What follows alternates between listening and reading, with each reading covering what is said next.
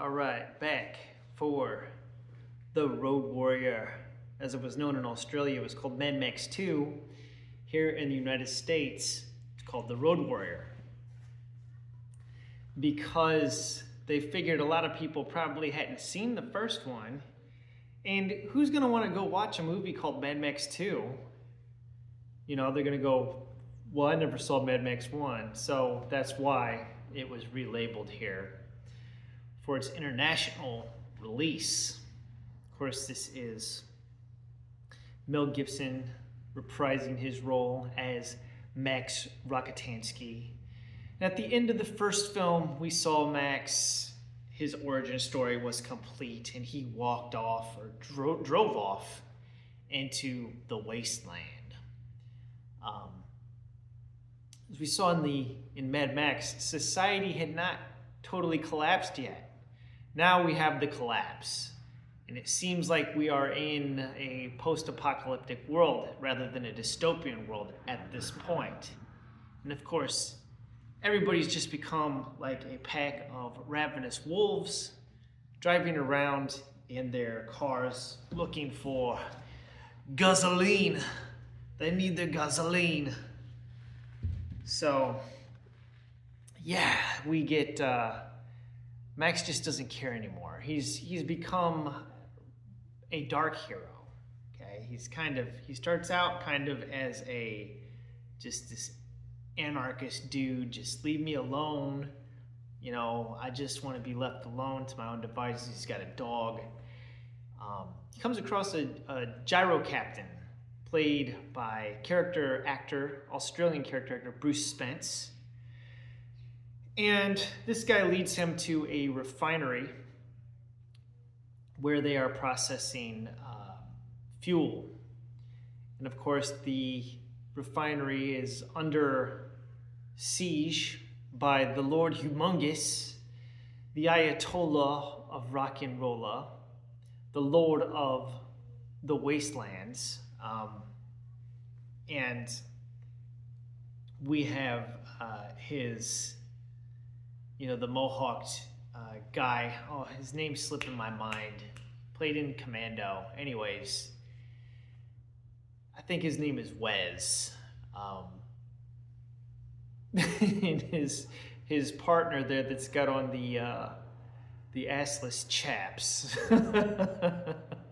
Yeah, this movie's extreme. It looks like a definitely inspired by Judas Priest or something. I don't know. It looks like a Judas Priest video. Just, I don't know, man. Anyways, the collapse has happened, and Max is scavenging off what's left of the world. The leader of this compound, Papagala, okay, at one point tells Max, he's like, "You're a scavenger, you're a maggot, just living off the corpse of the old world, you know?" It's really kind of what Max is doing. But there is a hero inside of him. It's just this hero has to be reawakened. And, if you've seen the first movie, you know why Max is the way that he is. He went through a horrific experience of watching his wife and child die. And then just becoming, completely mad. So he's really just in survival mode, just living day to day, driving around in his V8 Interceptor, just trying to find enough gasoline and dog food. He's eating dog food, for crying out loud, to just live one more day. But he does end up helping these people to, eventually, not at first. At first he's into helping them just to get what he needs, but eventually he does decide to rise up and be the hero. So he's a dark hero. He's reluctant. Not really an anti-hero. Starts out as an anti-hero, but he's really a dark hero. So, yeah, it's a very simple plot. but it's got larger than life characters. You get the feral child, of course. Bruce Spence's The Gyro Captain is great. Virginia Hay from Farscape was in this. So I don't know. This is one that was on like TBS and TNT all the time growing up. Of course, it was edited for broadcast. And my first experience with this movie, I saw this when I was way too young to be watching it. There was a neighbor kid named Jimmy, and I went to his house, and he was quite a bit older than me. He was in high school, and he tossed this on for me to watch one day. And I was just like, what am I watching? This is insane. Like, I don't think I should be watching this, but I can't stop watching it. I think that probably would have been around 86 or 87 because the Nintendo was relatively new, and that's when I used to go over to Nicole's house to play Nintendo because she had a Nintendo and I didn't. So I'd go over there to play Super Mario Brothers and Zelda. And then Jimmy would put on movies for me, like Blade Runner, or in this case, The Road Warrior. And Aliens, stuff that I'm like, I shouldn't be watching this, but whatever. Jimmy was cool, man. So thank you, Jimmy. Anyways, I really don't have a whole lot to say about this film other than that, but a lot of people consider this the best of the franchise. It's got an awesome action sequence that goes on for about 20 minutes at the end.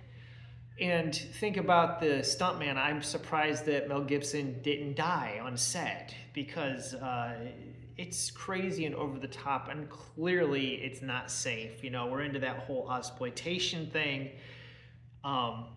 These people are just doing things that incredibly dangerous, and it looks awesome on screen.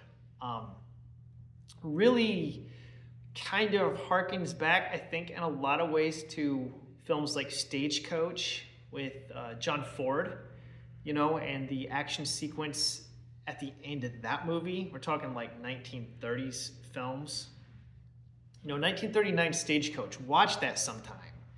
And then watch this, and you'll see John Ford and Akira Kurosawa, had a lot of impact on George Miller as a director. I mean, it's just evident, you can tell. And, the spaghetti westerns of Sergio Leone as well. The Man with No Name trilogy really feeds this thing.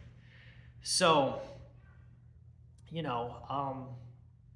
not going to say too much else about it. This is a really crazy, over-the-top action extravaganza.